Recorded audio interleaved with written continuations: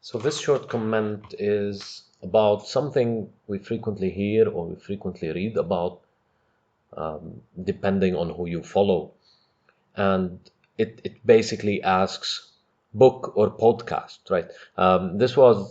I first was surprised by this when I read an article about SBF, the SBF from FTX, Sam Bankman-Fried.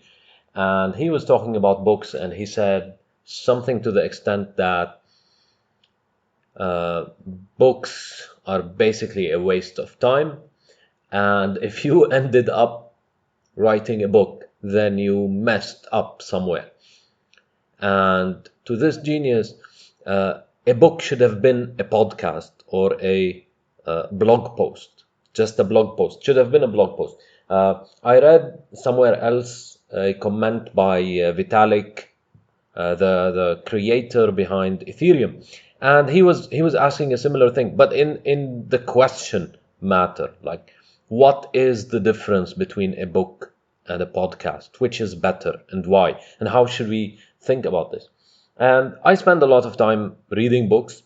I've spent a lot of time listening to podcasts, and the differences should be sort of easy to understand to everyone who has deeply thought about this.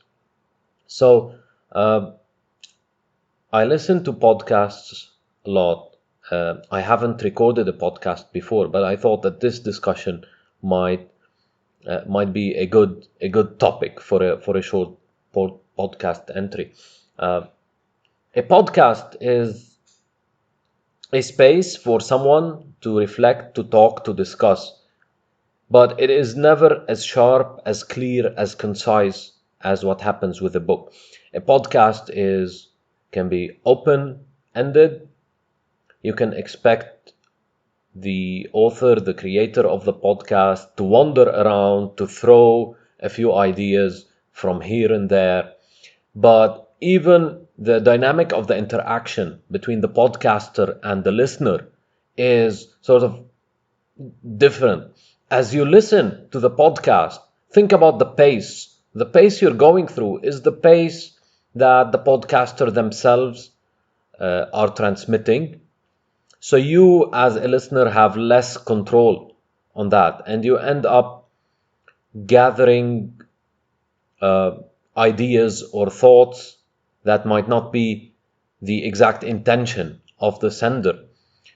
When you're reading a book, you have full control on the pace. You can spend more time. You can imagine things in a different manner. But also, the book itself is a refined outcome, right? There is one idea, one target that is clarified. Somebody has worked on that. Somebody has gathered research, and it's sort of more focused, more concentrated in terms of that idea, in terms of the creation of the idea, in terms of the transmission.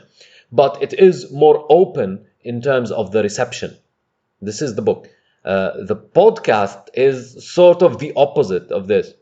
So it is more open-ended, more flexible from the transmission side, but on the reception side, it is sort of more restricted.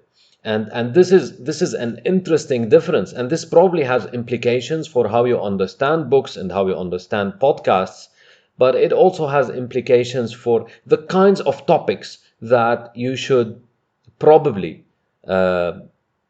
go through by reading a book, or the topics that you should go through by going through a podcast.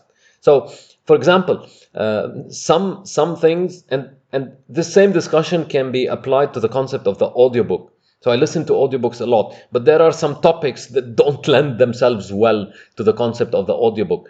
Here, for example, I can think about fiction, a sort of a deep novel. You have to read that word by word on your own pace and imagine the characters and empathize with the characters. Some science books don't work well if you're unfamiliar with the material, don't work well as audio. On the other hand, There are so many types of books that you shouldn't even bother to read them, as SBF would say. So many of the books in the self-help category, the success, the self-development, are just endless amounts of fluff that you can just, put it at a speed of 1.5x or 1.7x and just go through it, because these ideas, you've heard them like 10, 20 times before, and there is very little insight happening there. So these different considerations help us understand what is the difference between a book and a podcast. You can listen to podcasts, but if you train your mind to only use that form of knowledge, then you could be losing a lot of control on your own intellectual development and personal growth. Thank you.